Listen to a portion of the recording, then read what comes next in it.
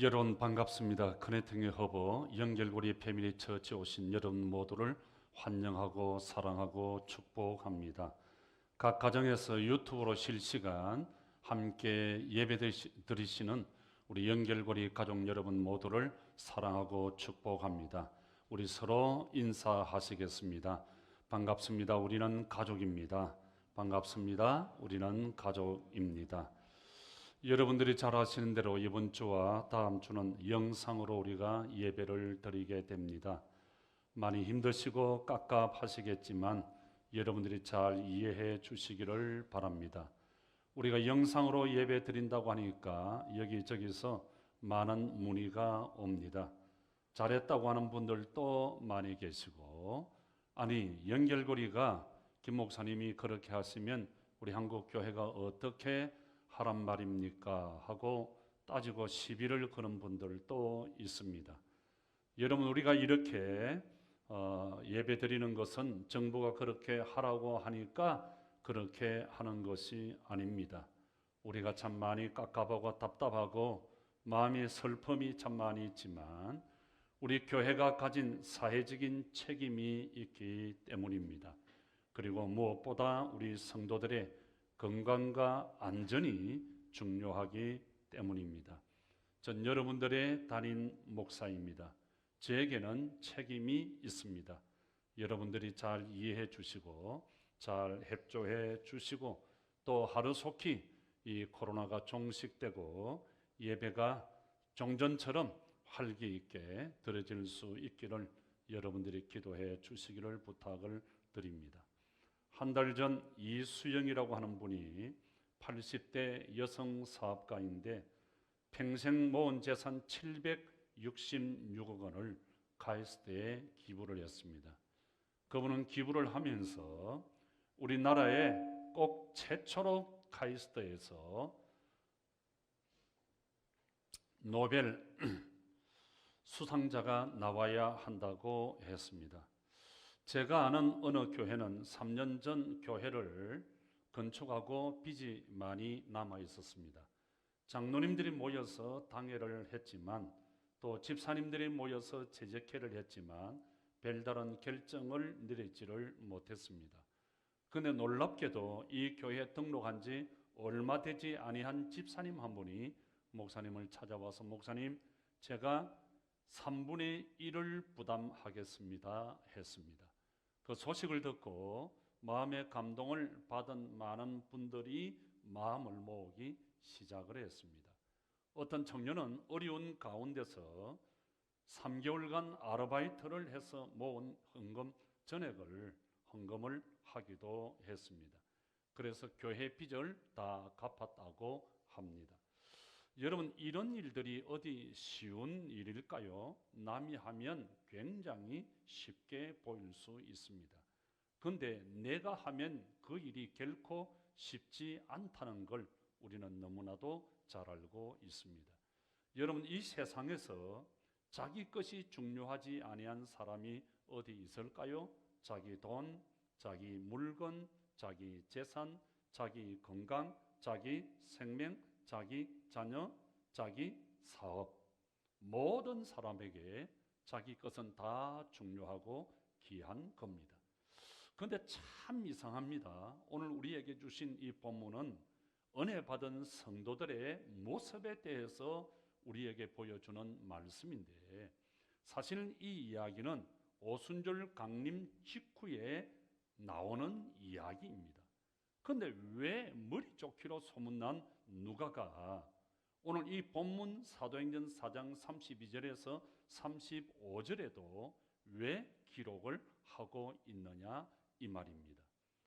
제가 여태까지 교회를 섬기면서 경험한 것은 영적 생활 자체 때문에 성도들이 교회를 떠나는 일은 별로 없었습니다. 그러니까 예배, 말씀, 기도, 찬양 이런 것은 우리에게 대단히 중요한 문제잖아요. 이런 중요한 문제 때문에 교회를 떠나는 것이 아니라 실제적인 문제 때문에, 더 정확하게 말씀을 드리면 물질 문제, 경제 문제 때문에 성도들이 교회를 등지고 실족하는 그런 일들이 많더라고 하는 것입니다. 누가복음 16장 14절에 보면 대단히 율법적이고 경건하기로 소문난 바리새인들조차도 돈에 엄청 약했음을 우리에게 보여주고 있습니다. 바리새인들은 돈을 좋아하는 자라. 이 모든 것을 듣고 비웃더라 그랬습니다. 돈을 좋아하지 않는 사람들이 이 세상에 있을 수 있을까요? 모든 사람들은 돈을 다 좋아합니다. 예나 지금이나 돈 문제는 우리의 영적 생활이나 삶에 있어서 대단히 많은 영향을 끼치는 문제입니다. 돈 때문에 많은 가정들이 깨어지기도 하고요. 돈 때문에 좋은 관계가 틀어지기도 하고 돈 때문에 영적 생활이 무너지기도 하는 것입니다. 그래서 우리 예수님은 마태복음 6장 21절에서 내 보물이 있는 그곳에 내 마음이 있다고 했습니다. 여러분, 돈은 사람의 마음을 끌어들입니다. 그래서 우리 성경 곳곳에 돈에 대한 경고가 참 많이 있습니다. 마태복음 6장 19절에서 20절에서는 보물을 땅에 쌓아두지 말라고 하늘에 쌓아두라고 했습니다. 히브리서 13장 5절에는 돈을 사랑하지 말라고 했고요. 디모데전서 6장 10절에서는 돈을 사랑하는 것이 일만하게 뿌리라고 했습니다. 사실 우리 그리스도인들은 돈에 대해서 이중적이고 위선적인 태도를 취할 때가 참 많이 있습니다. 교인들에게 돈이 중요하냐 행제가 중요하냐 그렇게 물으면 대부분 행제가 더 중요하다고 말을 합니다. 그러나 실제로 돈 문제에 딱 부닥치면 행제보다 돈을 선택하는 경우가 너무 많다고 하는 것입니다. 부자를 욕하면서도 부자 되려고 키를 쓰는 사람들이 너무 많이 있습니다. 말로는 주님보다 더 귀한 것이 없다고 이야기합니다. 주님 한 분만으로 만족하다고 이야기를 합니다. 그러나 실제 상황에 가서는 주님보다 귀한 것이 너무 많이 있습니다. 주님보다 돈을 선택합니다.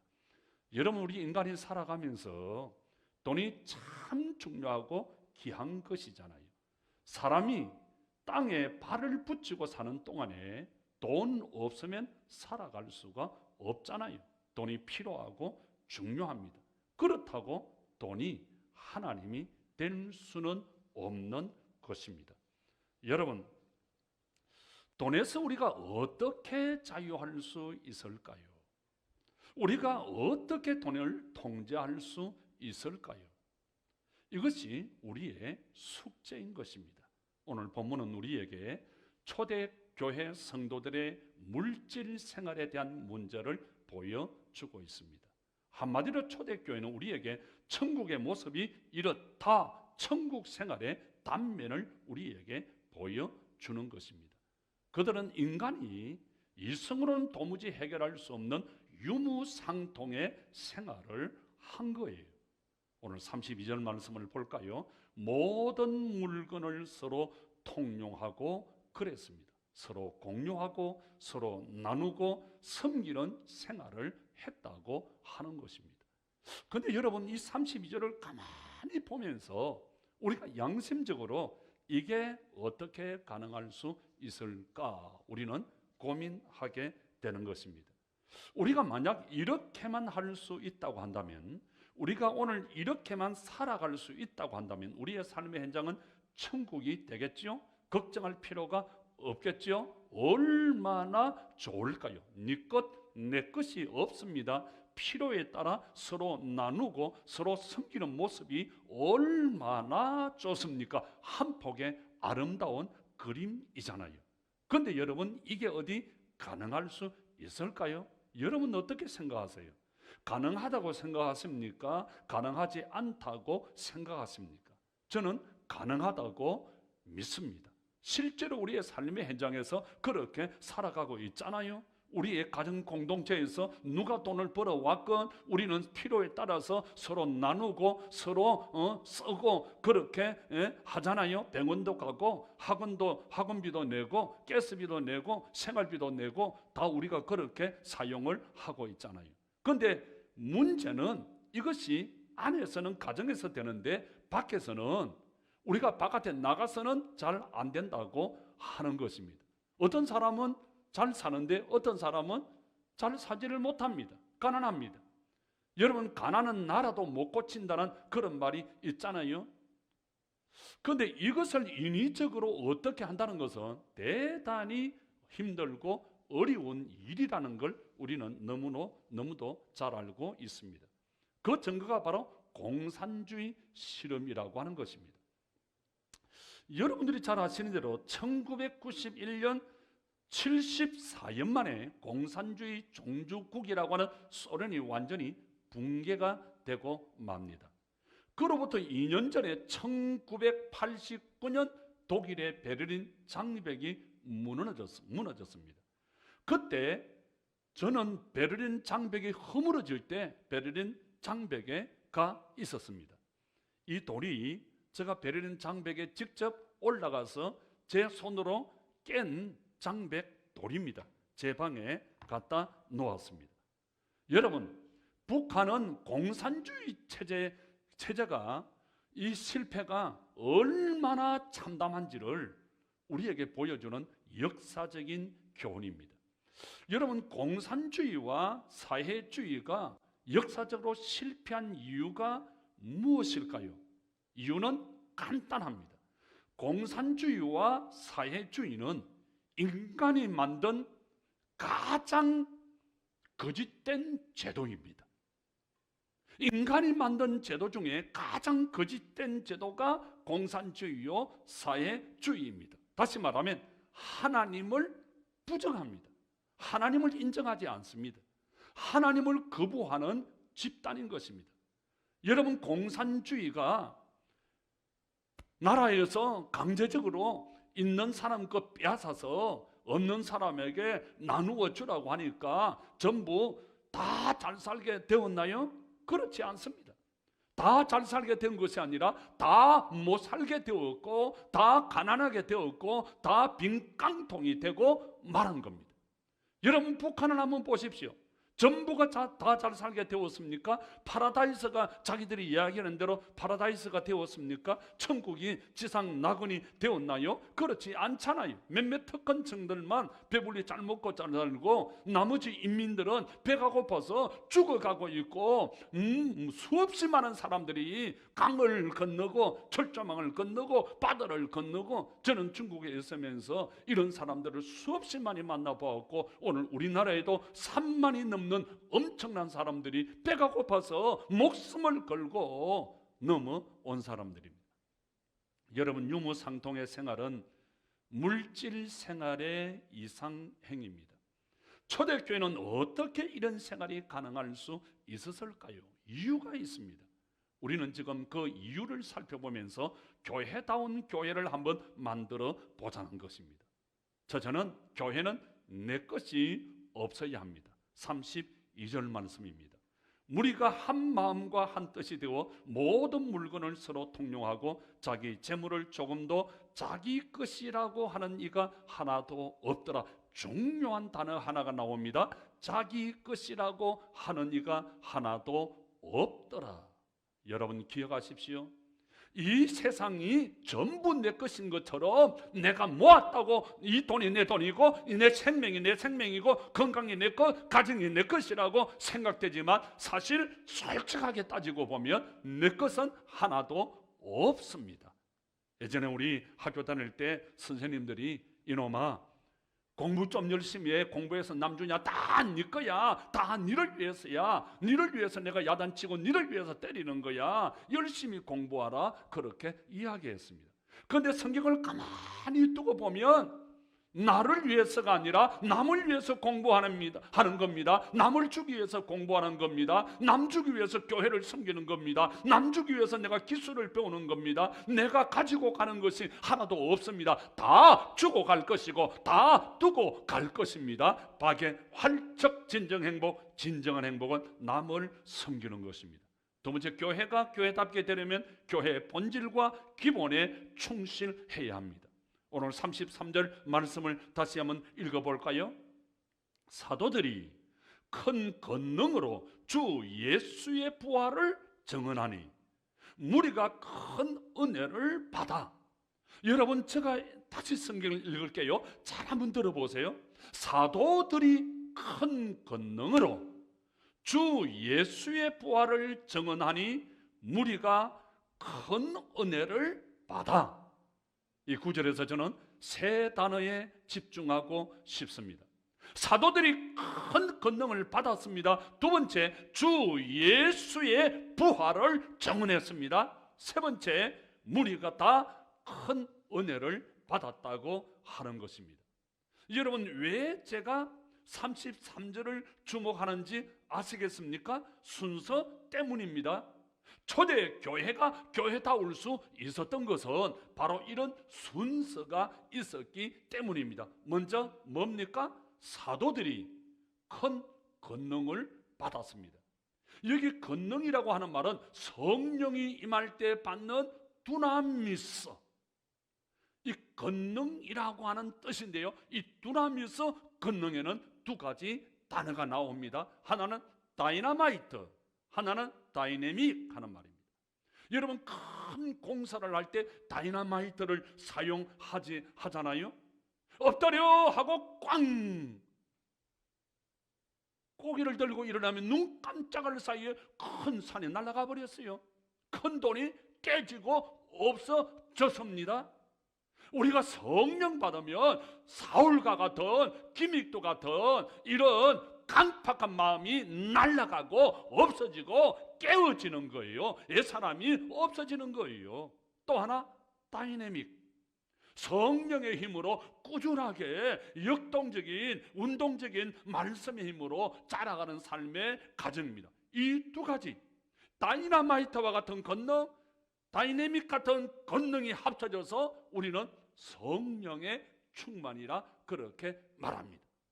우리에게는 다이나마이트 같은 폭발적인 이런 새로운 역사, 변화의 역사가 일어나야 되고, 다이내믹처럼 꾸준하게 날마다 빼남없이 이런 성령의 힘도 필요한 거예요. 여러분, 처음 교회 사도들의 메시지는 분명했습니다. 그들이 전한 메시지는 다른 거 아니에요. 예수님은 죽으시고 부활하셨다. 성령 받은, 다이나마이트와 같은 성령을 받은, 다이내믹한 성령을 받은 제자들은 날마다 예수님은 죽으시고 부활하셨다.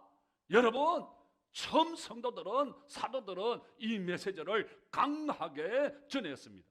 이 메시지를 전했더니 놀라운 역사가 일어났습니다. 메시지를 전하는 곳마다 다이나마이트와 같은 폭발적인 역사가, 변화의 역사가, 새로운 역사가, 다이내믹한 꾸준한 이런 권능의 역사들이 여기저기에서 나타났습니다. 메시지를 듣는, 예수님이 죽으시고 부활하셨다는 이 메시지를 듣는 사람들마다 큰 은혜를 받았습니다. 여러분, 저는 솔직하게 이 본문을 보면서 큰 도전을 받았어요. 사도들이 말한 건 다른 건 아니에요. 사도들은 오직 예수만 전했습니다. 예수님이 죽으시고 예수님이 부활하셨다. 여러분, 사도들이 전한 것은 다른 것이 아니에요. 자기들이 들은 예수를 전한 거예요. 자기들이 아는 예수를 전한 거예요. 자기들이 믿는 예수를 전한 거예요. 예수 그리스도, 예수님이 죽으시고 예수님이 부활하셨다, 이것을 전한 거예요. 그걸 전했더니 놀라운 변화의 역사가, 다이나마이트 같은 놀라운 변화의 역사가, 폭발적인 역사가 일어난 거예요. 무슨 말이에요? 여러분, 교회는 다른 거 이야기하는 곳이 아니에요. 세상 돌아가는 정치 이야기하는 곳이 교회가 아니에요. 경제 이야기하는 것이 아니요, 잡다한 이야기를 하는 곳이 교회가 아니라는 사실을 저는 강하게 찔림받았어요. 그럼 교회는 뭐 하는 곳이냐? 예수님의 죽으심과 예수님의 부활을 이야기하는 곳이에요. 예수님의 십자가의 사랑을 이야기하는 거예요. 예수님의 십자가의 사랑을 전하고 나누는 거예요. 그 삶을 실천하는, 예수 그리스도의 피 묻은 복음, 예수 그리스도의 죽으심과 예수 그리스도의 부활을 전하는 곳이 교회인 줄 믿습니다. 저는 우리 교회가 처음 시작할 때 우리 변장로님께서 기도하실 때 생태공원 옥탑방 말씀을 하셨는데, 그런 단어를 들을 때마다 전율을 느껴요. 하나님께서 주님의 피 흘려 사신 교회를 개척하는 우리에게 주님은 미션을 주셨어요. 우리 연결고리 패밀리 처치의 미션은 마태복음 5장 35절입니다. 예수는 그리스도라 가르치고 전하고 치유하는 공동체가 된다. 예수는 그리스도, 전하고 가르치고 전하고 치유하는.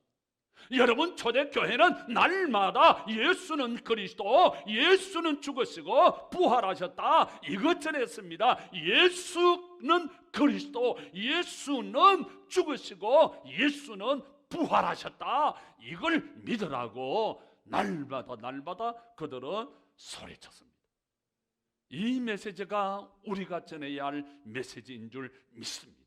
이 메시지를 전할 때 세상은 달라질 겁니다. 왜 정치가 이 모양이냐, 왜 경제가 이 모양이냐, 왜 사회가 이 모양이냐 말할 필요 없어요. 여러분, 이 모든 것은 우리 교회의 책임입니다. 코로나 한국 교회의 책임입니다. 오늘 우리가 책임이 있습니다. 여러분, 우리는 세상을 향하여 이렇게 저렇게 말할 이유 없어요. 우리가 할 일은 딱 한 가지, 예수는 그리스도, 예수님은 우리를 위하여 죽으시고 예수님은 우리를 위하여 부활하셨다, 예수 부활하셨다, 예수는 그리스도. 이것이 오늘 우리 교회가 오늘 저와 여러분들이 전해야 할 메시지인 줄 믿습니다. 예수 그리스도께 집중할 때 우리 교회가 달라질 수 있고, 예수 그리스도께 집중할 때 세상은 달라질 줄 믿습니다. 여러분, 우리 교회는 세상과 달라야 합니다. 왜 우리가 섬겨야 합니까? 왜 우리가 나누어야 합니까? 왜 우리가 구제하고 왜 우리가 선교해야 됩니까? 예수님이 그렇게 하셨기 때문입니다. 예수님 우리에게 명령하셨기 때문입니다. 예수님께서 하셨던 일, 사도들이 하셨던 일, 초대교회가 했던 일들, 우리 교회가 추구하는 일, 그게 교회의 본질입니다. 그래서 여러분, 예수를 모르는 사람들도 엄청난 재산을 사회에 내놓잖아요. 예수를 모르는 사람들도 이렇게 세상을 섬기고 세상을 위해서 나누고 베푸는데 왜 우리가 못합니까? 왜 우리가 그렇게 해야 합니까? 왜 우리가 나누어야 합니까? 왜 우리가 세상을 섬기고 왜 우리가 베풀고 왜 우리가 그렇게 욕을 먹지 말아야 됩니까? 예수님이 그렇게 하셨기 때문입니다. 여러분, 나누어야 됩니다. 가지고 있으면 나누어야 돼요. 가지고 있으면 섬겨야 돼요. 있는 사람은 나누어야 됩니다. 나는 안 나눠도 되겠네. 오늘 목사님 설교를 들으면서 가지고 있는 사람 나누라고 했는데 나는 가지고 있는 게 없으니까, 나는 돈이 없으니까, 나는 재산이 없으니까 안 나누어도 되겠네, 줄 게 없으니 안 줘도 되겠네 하시는 분들도 계실 것입니다. 왜 가진 게 없습니까? 왜 없나요? 사도행전 3장 6절에서 11절에 보면 베드로와 요한이 성전 이문에 나면서부터 안전병이 되어서 구걸하는 거지에게 나에게 은과 금은 없거니와 내게 있는 것으로 너에게 주노니 예수 그리스도 이름으로 걸어라. 그럴 때 안전병이가 나면서부터 안전병이가 예수 이름으로 일어나 걷고 뛰고 찬양하고 즐거워했습니다. 뭐 같단 말이에요. 여러분, 없는 거 생각하지 말고 있는 거 생각하세요. 여러분 가지고 있잖아요. 여러분 가지고 있는 것이 많잖아요. 나에게 있는 것 어떻게 하면 내가 나눌 것인가? 여러분 있잖아요. 예수 있잖아요. 예수를 전하면 되는 거예요. 내가 아는 예수, 내가 믿는 예수, 내가 믿고 있는 예수가 있잖아요. 그 예수를 전하면 되는 거예요. 목사님, 지금은 때가 안 좋습니다. 코로나가 되어서. 왜 때가 안 좋아요? 그게 무슨 소리예요? 캄캄하니까 불이 필요하잖아요. 썩어가니까 소금이 필요하잖아요. 맛이 없으니까 설탕이 필요하잖아요. 여러분, 죽은 고기는 물을 따라 그냥 떠내려가는 거예요. 비실비실한 고기는 그냥 떠내려가요. 그러나 살아있는 고기는 물을 쳐서 올라가는 거예요. 물을 쳐서 올라가는 거예요. 여러분, 이럴 때 우리는 예수를 전해야 돼요. 여러분, 이럴 때 우리가 복음을 전해야 돼요. 이럴 때 우리는 예수는 그리스도, 예수는 죽으시고 부활하셨다, 이 복음을 전해야 돼요. 본질로 들어가야 돼요. 기본으로 들어가야 돼요. 여러분, 다르게 갈 필요 없어요. 세상 누가 뭐라고 해도 우리는 본질로 들어가야 돼요. 성경으로 들어가야 돼요. 그래야 교회가 살고 세상이 살아날 수 있습니다. 제가 볼 때는 아직까지 우리 한국 교회의 신학과 교회는 배부르고 등 따신 것 같아요. 책상에만 앉아서, 교회에만 앉아서 성경적으로 어떻고, 철학적으로 어떻고, 윤리적으로 어떻고, 정치적으로 어떻고, 쩍쩍쩍쩍쩍 소리가 너무 커요? 너무 많아요? 여러분, 강의실에 잡혀있는 이 예수가 강의실을 박차고 세상으로 나가야 돼요. 교회당에 있는 예수가 교회 문을 박차고 세상으로 나가야 돼요. 안에서만 쩍쩍거리지 말고, 안에서만 있지 말고 세상으로 나가서 세상을 변화시킨 하늘에 계신 하나님이 하늘 영광 보좌를 내어놓고 낮고 천한 이 땅에 종으로 오셨잖아요. 인간의 몸을 입고 인카네이션, 우리에게 오셨어요. 종으로 오셨습니다. 십자가에서 피 흘려 죽으셨습니다. 섬김의 왕으로 오셨습니다. 그 예수님께서 우리를 죄와 허물에서 살려주었습니다. 예수 안에 희망이 있습니다. 예수 안에 미래가 있습니다. 예수 안에 내일이 있습니다. 예수 안에 행복이 있습니다. 이 예수를 전하는 여러분 되시기를 주님의 이름으로 축원합니다. 기도합시다.